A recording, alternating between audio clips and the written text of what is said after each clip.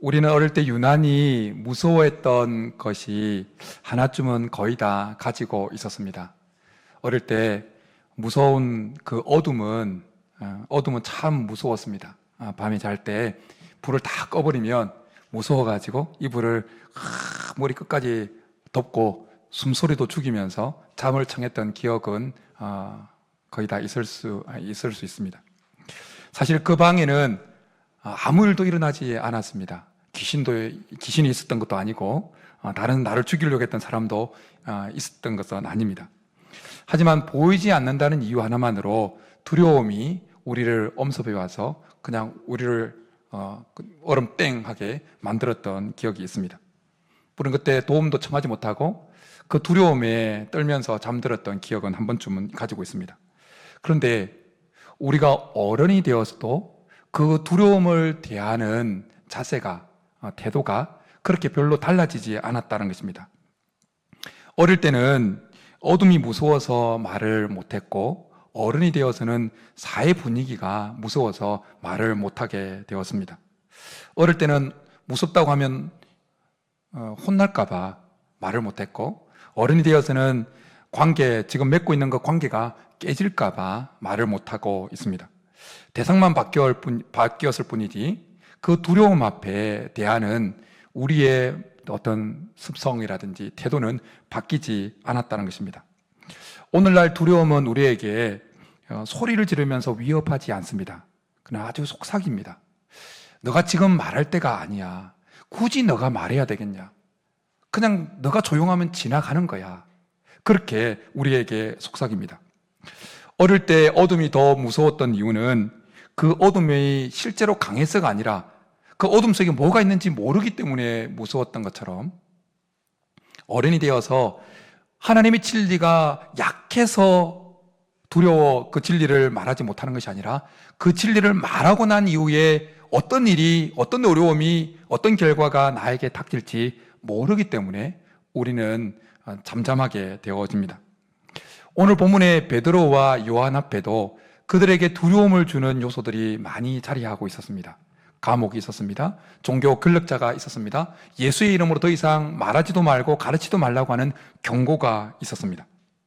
오늘 본문의 사건은 사도행전 3장부터 시작되어집니다. 성전 미문에 앉아있던 그 나면서부터 걸을 수 없었던 40살 정도 되어지는 그 사람이 걷게 되어지는 그 사건부터 시작되게 되어집니다.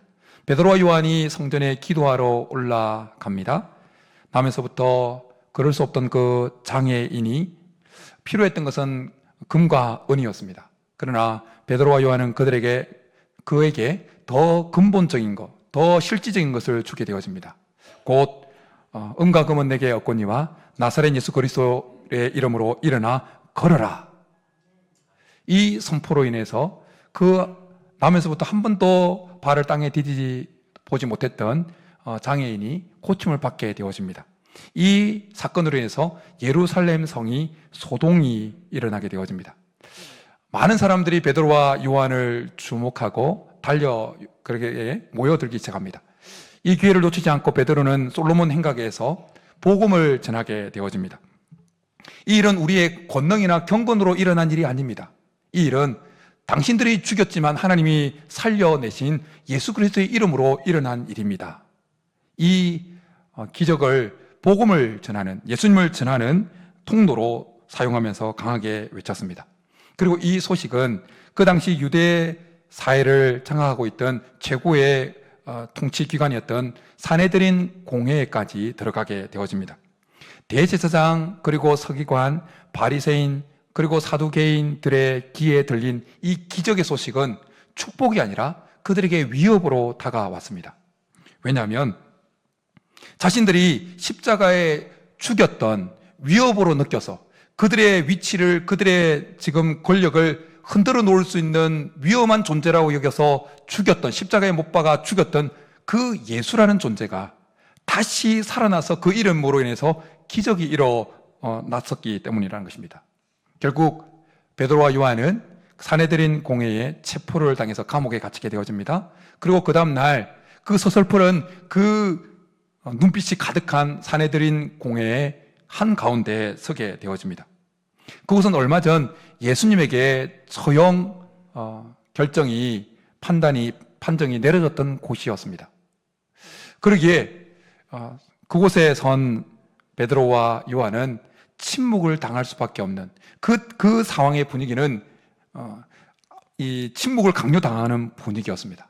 그런데 8절에 보면 이에 베드로가 반전을 모습이 드러납니다. 이에 베드로가 성령이 충만하여 이르되, 베드로는 위축되기는커녕 오히려 그를 시문하는 지도자들에게 역공을 펼칩니다. 특히 12절에 선포한 이 말씀은 인류 역사를 뒤흔든 가장 담대한 신앙의 선언이었습니다. 다른 이로서는 구원을 받을 수 없나니 천하 사람 중에 구원을 받을 만한 다른 이름을 우리에게 주신 일이 없음이라. 이것은 단순히 종교적인 주장이 아닙니다. 칼 같은 위협 앞에서 너희가 죽인 예수가 유일한 구원자라고 하는 생명을 건 신앙의 선언이었습니다. 그런데 이런 베드로의 강력한 믿음의 선언, 신앙의 선언에 사내들인 공회가 내놓은 대응은 아주 냉혹하면서도 영악하고 치밀했습니다. 그것은 침묵이었습니다. 침묵을 강요하는 것이었습니다. 그들은 사도들의 등에 채찍을 가지 않았습니다. 대신에 침묵을 강요했습니다. 도무지 그 이름으로, 예수의 이름으로 말하지도 말고 가르치지도 말라고 강요를 했습니다. 믿지 말라는 말이 아니었습니다. 예수를 부인하라는 말도 아니었습니다. 그냥 너 혼자 잘 믿으라는 것이었습니다. 공적으로 드러내지 말라는 것이었습니다. 예수라는 이름을 다른 사람에게 전파하지 말라는 것이었습니다. 그냥 너 믿으면 너 혼자 괜찮으니까 너 혼자 잘 믿고 잘 살아라는 의미였습니다. 이것이 사탄이 세상을 통제하는 가장 교모하고 영악한 무서운 억압의 방식입니다. 사탄은 우리의 신앙을 빼앗지 그냥 억압을 해서 폭력을 행해서 빼앗으려고 하지 않습니다. 예배를 금지하지도 않습니다. 기도를 금하지도 않습니다. 그냥 다만 증언하지 말라고 합니다. 예수의 이름을 입 밖에 내지 말라고 합니다. 왜 그럴까요? 사단은 신앙이 마음속에만 머물면 그 신앙이 세상을 결코 흔들지 못한다는 것을 잘 알고 있기 때문입니다. 사탄은 복음이 말해질 때는 능력이 나타나지만 그냥 속에만, 그 개인 속에만 있을 때는 결국 그것이 질식당해서 죽게 된다는 사실을 너무나 잘 알고 있기 때문입니다. 조용한 신앙은 안전한 것처럼 보이지만 결코 사탄에게 위협이 되지 못합니다. 그래서 침묵은 핍박보다 더 앞서옵니다. 침묵은 순교보다 더 앞서옵니다. 성도 여러분, 이 시대는 결코 신앙을 노골적으로 공격하지는 않습니다. 노골적으로. 대신 이렇게 말합니다. 그건 개인의 믿음이야. 그건 사적인 영역이야. 그건 너가 믿는 거지. 우리 모두에게 그걸 이야기하지 마. 분위기가 흐트러져. 믿지 않는 직장 그 동료들 사이에서 예수님을 이야기하고 신앙을 이야기한다? 하나님의 살아계심을 이야기한다? 그것에 대해서 주위에 믿지 않는 분위기들은 그걸 말하지 말라는 거예요. 그건 너의 신앙이지 우리에게 강요할 것이 안 된다고 그렇게 우리에게 말한다는 것입니다. 그런데 그 결과는 뭐겠습니까? 그 침묵을 강요하는 결과가 뭐겠습니까? 예수님은 그냥 우리 안에만 남아있고 개인 취향으로 전락해 버린다는 것입니다. 이것이 오늘날 우리에게 침묵을 강요하는 이 시대의 얼굴입니다. 이것은 피 흘리는 순교보다 더 치명적인 영적인 질식사를 가져오는 행위인 것입니다. 사단은 우리가 소리 없이 신앙생활은 그리스도인이 되기를 원합니다. 사단이 가장 두려워하는 것은 우리가 능력을 가지는 것이 아니라 예수님만이 구원자라고 선포하는 이 한마디입니다. 왜냐하면 이 말이 선포되어질 때 사단의 그 진지가 하나씩 무너져 내리기 때문입니다. 침묵을 강요받는 그 순간이 우리가 입을 열어서 예수님만이 구원자라고 외쳐야 될 골든 타임인 줄 믿습니다. 오늘 본문 속에 등장하는 베드로와 요한은 침묵을 강요받을 때 어떻게 반응합니까? 입을 싹 닫습니까? 그래, 나 혼자만 믿어야겠다, 그렇게 반응합니까? 아닙니다. 그들은 폭력을 쓰지도 않고 정치적인 선동을 가지도 않습니다. 그러나 아주 근본적이고 그들의 마음을 뒤흔드는 질문을 하게 되어집니다. 하나님 앞에서 너희 말을 듣는 것이 하나님 말씀 듣는 것보다 옳은가 판단하라. 이것은 질서에 대한 신앙의 신학적인 선언인 것입니다. 인간의 세계 가운데 많은 권력들이 있고 위기 질서가 있지만 그 최상위에 하나님의 말씀이 있다. 그 하나님의 말씀이 우리에게 예수님은 메시아고 그 메시아임을 증언하라고 말씀하셨기에 우리가 전하지 않을 수 없다라고 선언하고 있는 것입니다. 침묵을 강요하는 그 상황 속에서 베드로와 요한은 담대하게 예수님을 증거합니다. 그렇다면 우리는 여기서 질문을 하나 하게 되어집니다. 사도들은 어떻게 그 숨막히는 침묵을 강요하는 그 분위기 속에서 주눅 들지 아니하고 침묵하지 아니하고 담대하게 예수 그리스도를 선포할 수 있었냐라는 것입니다. 어디서? 그 사내들인 공회의 한 결정에 의해서 그들의 생명이 왔다 갔다 할 수 있는 그 위기 앞에서 어떻게 담대함이 그들 속에 생겨날 수 있었냐는 것입니다. 우리는 어떻게 예수 그리스도만이 그리스도 구원자라고 라는 이 선포를 하지 못하도록 침묵하는 이 시대 속에서 어떻게 담대하게 예수님을 증거하는 그리스도인으로 설 수 있을까요? 우리는 이 질문에 대해서 사도행전 4장 전체에서 세 가지 비결을 발견하게 되어집니다. 첫 번째는 하나님께서 행하신 놀라운 확실한 증거들입니다. 사도들이 그 침묵의 압박을 뚫고 담대하게 당당하게 예수 그리스도를 증거할 수 있는 그 첫 번째 비결은 단순히 막연한 낙관적인 미래에 대한 낙관이 아니라 눈앞에 놓인 하나님이 펼치신 확실한 증거들을 보았기 때문이었습니다. 4절에 보면 감옥에 갇혀있는 지금 베드로와 요한과는 아주 사뭇 다른 상황이 우리에게 소개되어지고 있습니다. 말씀을 들은 사람 중에 믿는 자가 많으니 남자의 수가 약 5천이나 되었더라 라고 말씀합니다. 그 당시에 남자의 수만 그 카운트에 들어갔기 때문에 여자와 어린아이들까지 포함하면 수만 명의 사람들이 복음을 듣고 그 복음에 반응하고 있었다는 것을 알게 되어집니다. 사도들은 갇혀 있었지만 사도들이 전한 복음은 그들 안에서 수만 명 안에서 여전히 꿈틀꿈틀 역사하고 있었다는 것입니다. 그리고 14절에 보면 그 40년 된 그 장애인이 고침을 받고 그 옆에 사내들인 공회 그 사도들 옆에 서 있었다는 것입니다. 사도들 곁에는 예수님이 진짜고 그리고 그들이 전한 복음이 진짜라는 사실을 하나님께서 확실하게 증거로 보여주신 이 증거들이 살아있는 사람으로 뚝 서 있었다는 것입니다. 사도들의 담대함은 앞으로 잘 되겠지라는 막연한 미래에 대한 낙관에서 온 것이 아니라 하나님이 이미 일하셨고 그리고 그 일하신 증거들을 확실히 인식하는 데서 나왔다는 것입니다. 성도 여러분, 법정에 선 증인들의 모습을 한번 상상해 보십시오. 만약 그가 증거도 없는데 추측만으로 뭔가 증언을 하게 되어진다면 어떻겠습니까? 상대편 변호사가 날카롭게 질문할 때 그 질문에 담대하게 증언할 수 있겠습니까? 못합니다. 그러나 범행 현장에 있었던 그 영상이 또렷하게 있고 그리고 자기가 증언하고자 하는 그 증거들이 산더미처럼 쌓여 있을 때 그 증인의 증언하는 태도는 확연하게 달라질 것입니다.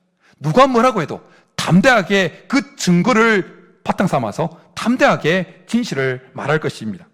마찬가지로 오늘 본문의 사도들이 바로 그 당당한 증인들이었습니다.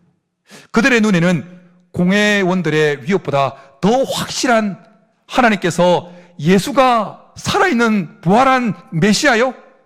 그들이 전하는 복음이 진짜라고 하나님께 증언해주는 그 증거들이 그들을 눈앞에 확실하게 보였던 것입니다.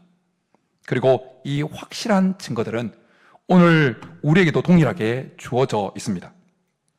여러분, 만약 기독교가 누가 만들어낸 허구 거짓이라면, 조작된 것이었다면, 혹은 예수 그리스도가 구원자라는 이 사실이 가짜였다면, 이미 교회는 수천 년 전에 발생하고 AD 100년 안에 아마 사라졌을 것입니다. 세상에는 이런 진리가 있습니다. 한 번쯤 여러분 들어보셨을까요? 한 사람을 여러 번 영원히 속일 수는 있다. 그리고 많은 사람들을 한 번은 속일 수 있다. 그러나 여러 사람을 영원히 속일 수는 없다. 납득이 되십니까? 만약 복음이 가짜였다면, 예수라는 존재가 단순히 우리가 똑같은 인간에 불과한 존재였다면, 그 모진 박해와 그 핍박 속에서 순교했던 수많은 지성인들과 그 수억에 이르는 지성인들과 성도들은 그 거짓이라고 여겨지는 것들에 목숨을 걸지 않았을 것이라는 것입니다. 우리 그리스도인들의 담대함은 없는데 내가 억지로 믿으려고 하는 자기 체면에서 나오는 것이 아니라는 것입니다. 우리 그리스도인들의 담대함은 이미 차고 넘치는 하나님께서 우리가 믿는 이 믿음이 확신한 것이요, 우리가 고백하는 이 신앙이 진짜라고 말씀해 주시는 그 증거들이 차고 넘치다는 것을 인식하는 데서부터 나온다는 것입니다. 증거가 확실한 그 증인이 판사 앞에서, 어떤 변호인들, 검사 앞에서 주눅들지 아니하고 담대하게 증언할 수 있는 것처럼, 하나님의 살아계심의 증거들을 확실히 마음에 품는 자는 담대하게 예수 그리스도를 증거하게 될 줄 믿습니다. 성도 여러분, 세상은 우리에게 증거를 대보라고 하면서 침묵을 강요합니다. 그런데 사실 증거는 이미 우리 주위에 차고 넘칩니다. 2000년 동안 사라지지 않고 여전히 살아있는 교회들, 그리고 복음으로 해서 바뀐 수많은 사람들의 이야기들, 오늘도 이곳저곳에서 강도와 그 깽단들이 복음을 받아들이면 변화되고 전혀 그리스도 안에서 새로운 피조물로 바뀌어지는 그 이야기들, 그리고 오늘 예배를 드리고 있는 여러분 자신이 바로 그 복음이 진짜라고 하는 것에 대한 증거라는 것입니다. 이 확실한 증거를 붙잡고 담대히 입을 열어서 예수 그리스도를 증거할 수 있게 하는 축복합니다. 여러분 마음에 품었던 그 태신자들, 내가 만나고 스치고 지나가는 그 사람들에게 예수님을 증거할 수 있게 하는 축복합니다. 하나님이 하셨다고 증거할 수 있기를 간절히 축복합니다. 하나님의 은혜였다고, 믿지 않는 자들에게, 하나님이 없는 자들에게 하나님의 은혜였다고 여러분 담대히 말씀하십시오. 왜요? 하나님은 진짜이기 때문에, 우리가 믿는 하나님은 진짜이기 때문에, 그 진짜는 증거가 우리 속에 차고 넘치기 때문에 담대하게 선언할 수 있게 하는 축복합니다. 믿지 않는 불신자들, 불신 가족들에게 교회 간다고 밥이 나오냐 떡이 나오냐 그렇게 조롱할 때, 우리 교회 가면 밥 준다라고 말씀하시고 떡도 준다고 그러고, 그리고 무엇보다도 정말 하나님이 나를 도와주신다고 담대하게 선언하십시오. 하나님이 우리의 선언대로 역사하실 줄 믿습니다. 우리가 침묵을 강요하는 그 상황 가운데 담대하게 선포할 때, 오늘 본문 14절에 등장하는 말씀처럼 비난할 말이 없게 되어지는, 우리를 대적했던 침묵을 강요하는 자들이 오히려 침묵하게 되어지는 역사가 일어나게 될 줄 믿습니다. 여러분, 이처럼 복음은 거대한 역사적인 현실과 차고 넘치는 증거들로 가득합니다.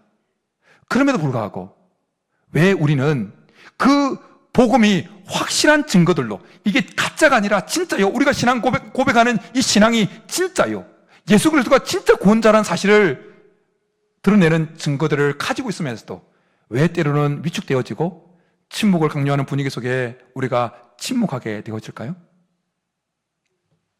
그 이유는 세상의 공기가, 침묵을 강요하는 세상의 공기가 너무 무겁기 때문입니다. 완전 압축 공기처럼 우리를 꽉 짓누른다는 것입니다. 그런데 오늘 본문에 보면 그 침묵을 강요하는 그 엄청난 공기의 무게를 뚫고 터쳐 나오는 베드로의 모습이 8절에 등장하게 되어집니다. 이에 베드로가 성령이 충만하여 이르되, 사도들이 가졌던 그 담대함의 두 번째 비결은 바로 성령의 충만함이었습니다. 우리는 베드로의 모습을 주목할 필요가 있습니다. 베드로는 원래 담대함을 하고는 거리가 먼 사람이었습니다. 우리가 잘 알고 있는 대로 그는 얼마 전에 그 계집종 앞에서 예수를 모른다고 부인하면서 생명을 구걸했던 자였습니다. 그 베드로의 모습은 위기 앞에서 침묵하게 되어지는 우리의 모습을 너무나 잘 보여줍니다. 그런데 지금 베드로의 모습을 보십시오. 그는 같은 장소 예루살렘에서 같은 사내들인 공회 앞에서 전혀 다른 사람처럼 말하고 있습니다. 며칠 사이에 웅변학원에 가서 웅변을 배운 것도 아니었습니다. 뭔가 무술을 배워서 다 물리칠 수 있겠다 그런 것도 아니었습니다. 차이는 오직 하나였습니다. 성령 하나님으로 충만해 있었느냐 그렇지 않느냐의 차이였다는 것입니다. 근데 우리는 흔히 성령 충만을 어떤 감정적인 막 불타오름이나 황홀경으로 생각하게 되어집니다. 그러나 오늘 본문은 성령 충만은 그런 것이 아니라 더 실제적인 것임을 알려줍니다. 그것은 누구에게 지배를 받고 있느냐라는 사실입니다. 담대함은, 우리 그리스도인의 담대함은 담력 훈련을 해서 나오는 것이 아닙니다.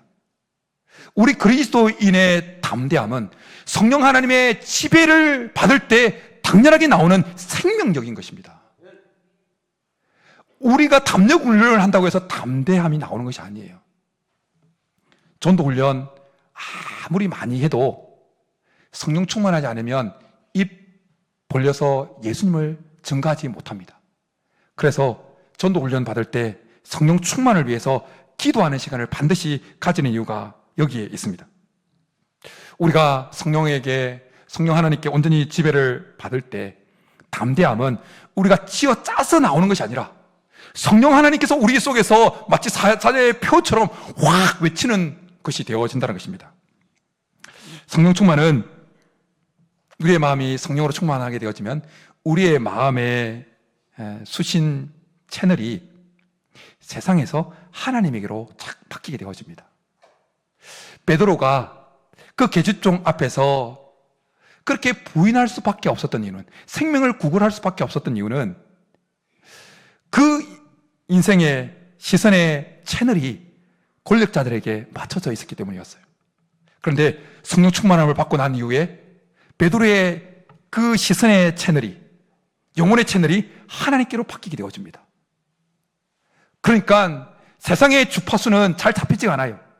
위협자들의 침묵을 강요하는 자들의 그 강요의 주파수는 잘 들리지가 않아요. 오히려 어떤 소리가 더 주파수가 더 잘 들리겠습니까? 너는 담대하게 선포해라. 내가 너와 함께 하겠다. 내가 너를 사랑한다. 하나님의 음성이 더 크게 들렸던 것입니다. 그래서 용감하게 담대하게 선포할 수 있었다는 것입니다. 우리가 담대하게 선포하지 못하는 이유 중에 하나는 내가 무슨 말을 할지 모른다는 두려움 때문입니다.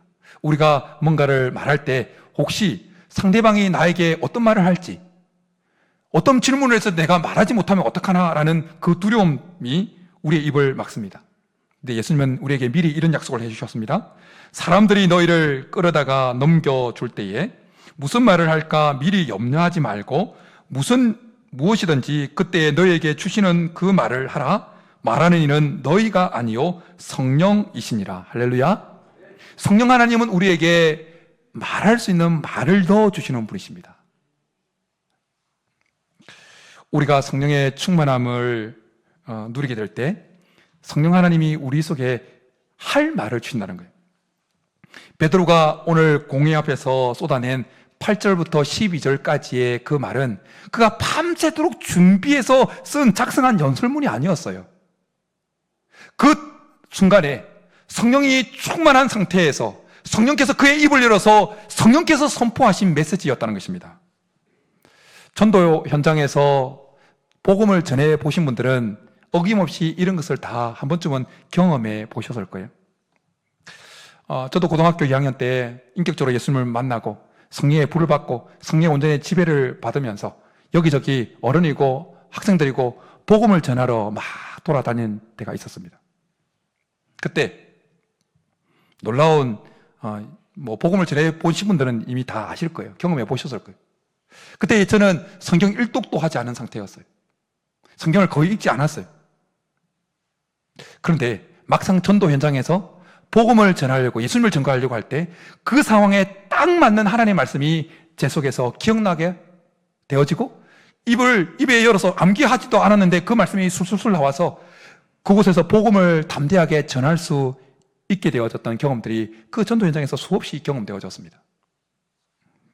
우리가 입술을 열어드릴 때 복음은 우리의 지식이 아니라 하나님의 능력이 되어서 선포되어진다는 것입니다.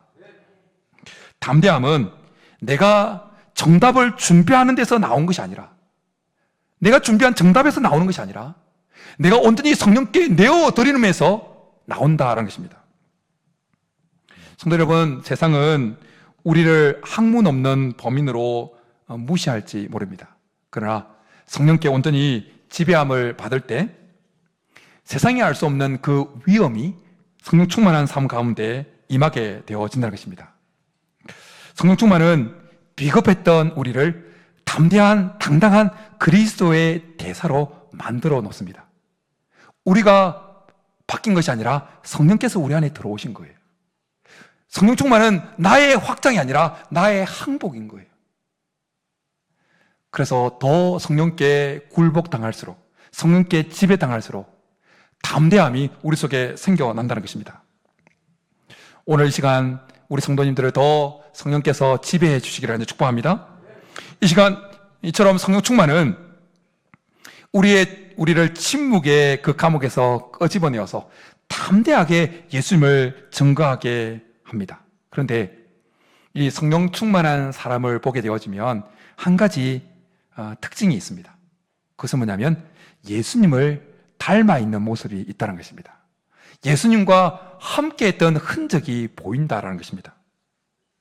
사도들이 담대할 수 있던 세 번째 비결은 뭐냐면 그들의 말과 표정과 그 영혼 속에 깊이 새겨졌던 예수님과 함께 했던 그 시간의 흔적들이었습니다.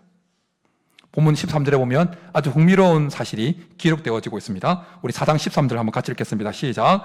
그들이 베드로와 요한이 담대하게 말함을 보고 그들을 본래 학문 없는 범인으로 알았다가 이상히 여기며 또 전에 예수와 함께 있던 줄도 알고, 당대 최고의 엘리트들로 구성되어졌던 그 사내들인 공회의 회원들은 사도들의 그 당당한 모습에 적지 않은 충격을 받은 것입니다. 그들은 사도들의 학력이나 어떤 가문을 보고 놀란 것이 아닙니다. 사도들의 말투와 그 표정과 그 목숨이 날아갈 수 있는 그 절체절명의 그 위기 압박 속에서도, 침묵을 강요를 받는 그 상황 속에서도 너무나 당당하게 예수 그리스도를 증거하는 그 모습에 그들은 제자들의 모습 속에서 예수님의 모습을, 예수님의 실루엣을 탁 보게 되어진 것입니다.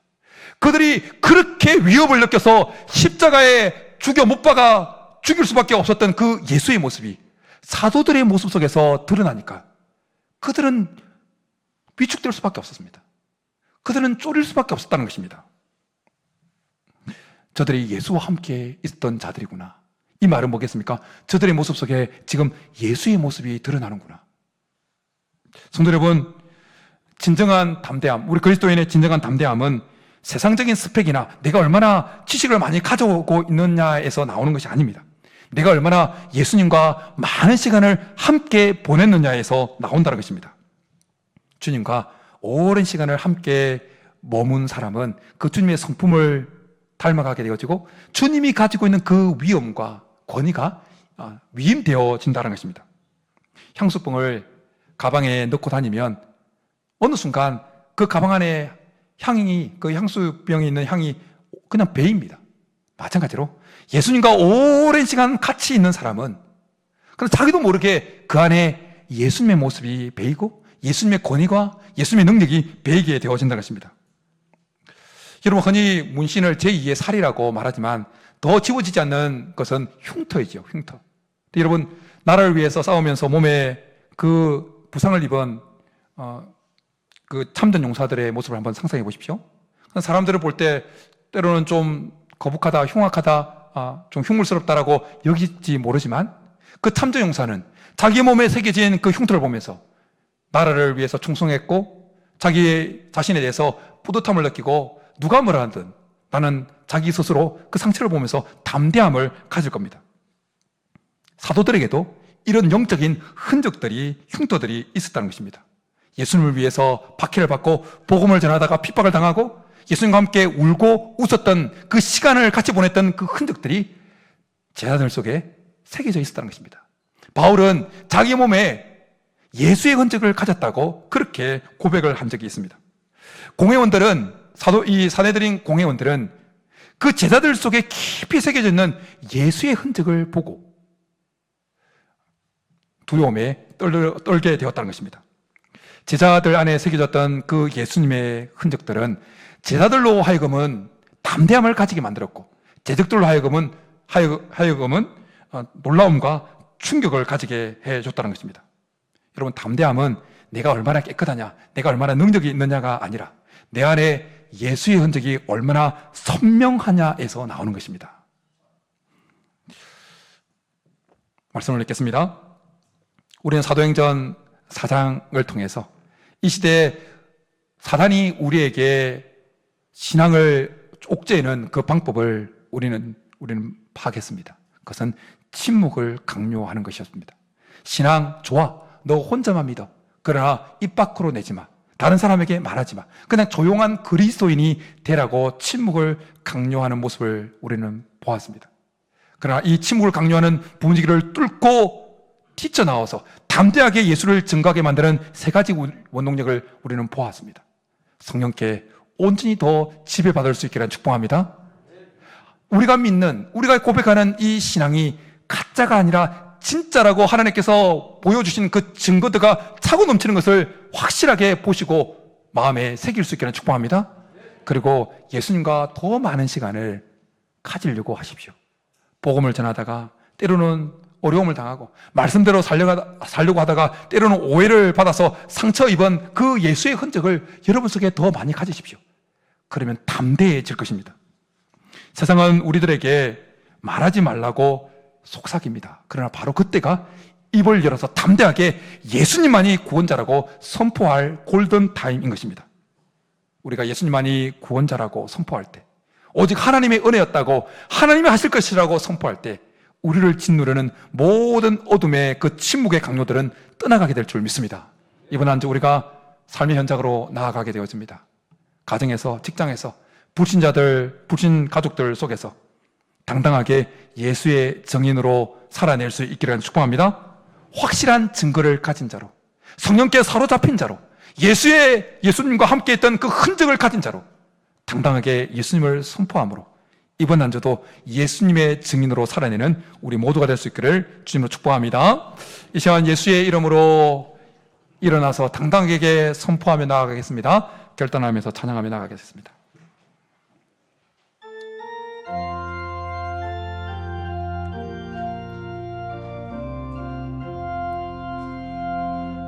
예수의 이름으로 나는 일어서리라. 주가 주신 능력으로 나는 일어서리라.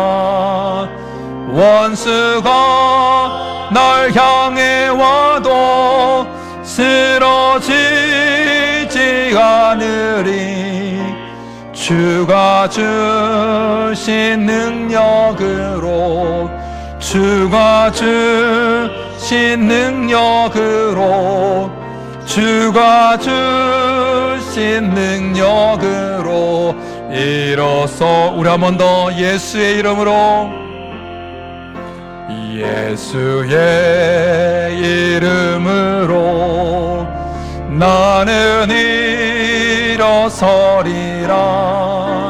주가 주신 능력으로 나는 일어서리라. 원수가 날 향해 와도 스스로 침묵하지 않겠습니다. 주가 주신 능력으로, 주가 주신 능력으로, 주가 주신 능력으로 일어서리. 이 시간 우리 말씀 생각하면서 같이 기도하며 나아가겠습니다. 세상은 우리에게 끊임없이 너 혼자만 잘 믿어라, 조용한 그리스도인이 되라고 강요합니다. 그래서 결국 우리 안에 신앙이 질식사 당하도록 그렇게 이끌어갑니다. 그러나 하나님 우리에게 입을 열어서 담대하게 예수님만이 구원자라고 선포하라고 말씀하십니다. 우리가 믿는 이 진리, 우리가 선포하는 이 진리가 가짜가 아니라 진짜라고 하나님께서 이미 수많은 증거들을 우리에게 보여주셨는데, 하나님 그것을 날마다 보고 확고하게 인식하게 도와주시고, 더 성령께 지배를 당하게 하여 주시고, 예수님과 더 많은 시간을 가져서 예수님과 함께한 그 흔적이 우리 속에 넘쳐나서 이것을 동력 삼아서 이번 한 주도 예수 그리스도를 담대히 증거하는 예수의 증인으로 살아내게 도와달라고 우리 주 한 부르기도 기도하며 나가겠습니다. 주여, 살아계신 하나님, 세상은 우리에게 침묵을 강요하고 너 혼자만 잘 믿으라고, 조용한 그리스도인으로만 살아가라고 강요하지만, 그러나 하나님은 입을 열어서 예수의 증인으로, 예수님만이 구원자라고 이 세상에 담대히 선포하기를 원하시는 하나님 아버지, 우리가 외치고 우리가 믿고 따라가는 이 진리가 하나님 거짓이 아니라 참이라고 말씀하시는 하나님께서 보여주신 그 증거들이 우리 중에 차고 넘친다는 사실을 우리가 보고, 또한 우리가 성령께 온전히 더 지배를 받고 예수님과 더 많은 시간을 함께 함으로 우리 안에 예수님과 함께 했던 그 예수의 흔적이 더 많이 남아 있어서 이것들을 동력 삼아서 이번 한 주도 입을 열어서 예수를 증거하는, 예수님만이 구원자라고 증거하는 예수의 증인으로 살아내는 이번 한 주가 되게 도와주시옵소서. 주께서 우리의 입술을 사용하여 주시옵소서. 역사하여 주시옵소서. 하나님, 세상은 우리에게 조용한 그리스도인으로 살아가라고 강요하지만, 사단마귀는 우리에게 너 혼자만 잘 믿으라고 강조하지만, 그러나 하나님 우리에게 땅끝까지 이르러 내 증인이 되라고 입을 열어서 담대히 예수님만이 구원자라고 선포하기를 원하시오니, 하나님 우리가 성령께 더 사로잡히는 인생이 되게 하여 주시고, 예수님과 더 많은 함께하는 시간을 가져서 예수의 흔적을 가지는 사람들이 되게 하여 주시고, 하나님께서 우리가 전하고 우리가 믿고 따르는 이 진리가 거짓이 아니라 참이라고 밝혀주시는 그 증거들이 차고 넘친다는 것을 우리가 더 확실하게 봄으로 이 모든 것을 동력 삼아서 이번 한 주도 예수를 증거하는, 예수님을 증거하는 예수의 증인으로 살아내는 우리 모두가 되게 도와 주시옵소서. 그렇게 해주시기를 간절히 바라고 나오며 예수님의 이름으로 축복하며 기도드립니다. 아멘. 이 시간 다 자리에 일어나셔서 파송의 노래 창드림 나가겠습니다.